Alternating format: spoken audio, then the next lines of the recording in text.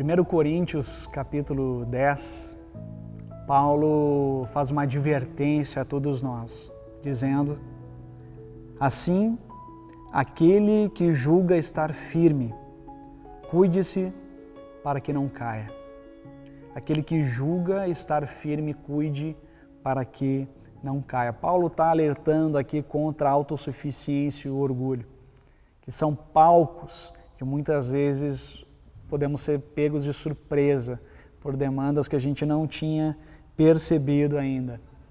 Um pastor foi questionado a respeito sobre essas grandes promessas, líderes e pastores que nós temos nos nossos dias. E aí ele, já muito sábio, esse pastor, ele disse assim: olha, eu não mais me surpreendo como eles começam a sua caminhada com Jesus. Eu deixo para me surpreender para ver como eles terminam a caminhada com Jesus. Tem muitas pessoas que começam a sua caminhada com Jesus muito fervoroso, cheio de frutos, com um ministério multiplicador, levando pessoas a Jesus, amando Jesus de todo o coração.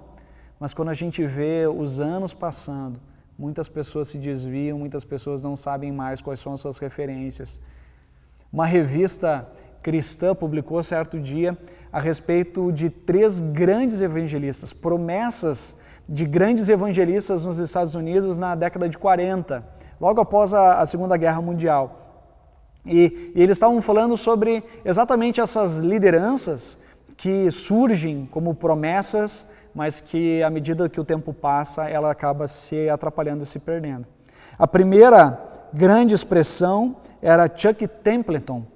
E Chuck Templeton era um canadense e diz que ele era um grande evangelista. Ele tinha auditórios enormes que ele pregava e muitas pessoas se convertiam a Jesus.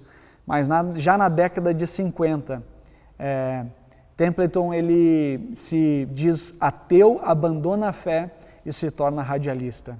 O segundo nome que essa revista ela cita é Brown Clifford. E esse Clifford, ele era uma das pessoas mais bem vistas, como um grande evangelista, que levava muitas e muitas pessoas a Jesus nas cruzadas que fazia com Billy Graham.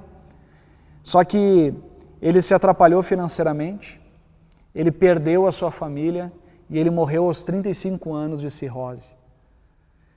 E aí a última pessoa que é citada na revista é Billy Graham, que termina a sua vida já em avançada idade, mas ainda fiel ao Evangelho, ainda sendo alguém muito influente nos Estados Unidos e no mundo. Por isso, aquele que se diz estar em pé, cuidado para que não caia. Eu quero trazer 2 conselhos para que você e eu terminamos bem a nossa caminhada com Deus, que estão contidas aqui em 1 Coríntios 10. O primeiro, mantenha-se em comunhão constante com o Senhor. Ninguém está imune à tentação. Você e eu estamos rodeados, né? A palavra de Deus diz que Satanás está como um leão ao nosso derredor, um leão que ruge. Nós podemos ser tentados e uma vez que nós cedemos a essa tentação, isso pode arruinar a nossa vida. A palavra de Deus lá no versículo 13 diz: não sobreveio a vocês tentação que não fosse comum aos homens. Deus é fiel e Ele não permitirá que vocês sejam tentados, além do que podem suportar. Mas quando forem tentados, Ele mesmo lhes providenciará um escape para que possam suportar. Por isso a tentação é real, a tentação pode acontecer com todos nós, não só pessoas que estão em dificuldade na fé, mas também grandes expoentes, pessoas que estão firmes na fé.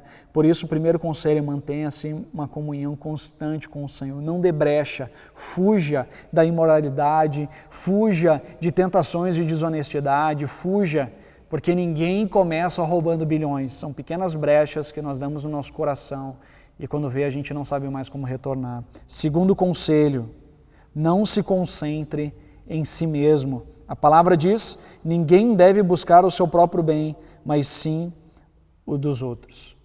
Quando a gente não tem uma vida autocentrada, quando a nossa vida está à disposição para ajudar pessoas, para ajudar a caminhada dos outros, quando a gente não está autossuficiente, orgulhoso, mas a gente tem humildade para caminhar junto com outros, então existe essa possibilidade da gente terminar bem. As tentações elas vão vir, mas mantenha-se em comunhão com Deus, servindo as pessoas, para que você possa terminar bem a sua jornada com Jesus. Que Deus te ajude e que Deus nos ajude nessa tarefa importante. Deus abençoe.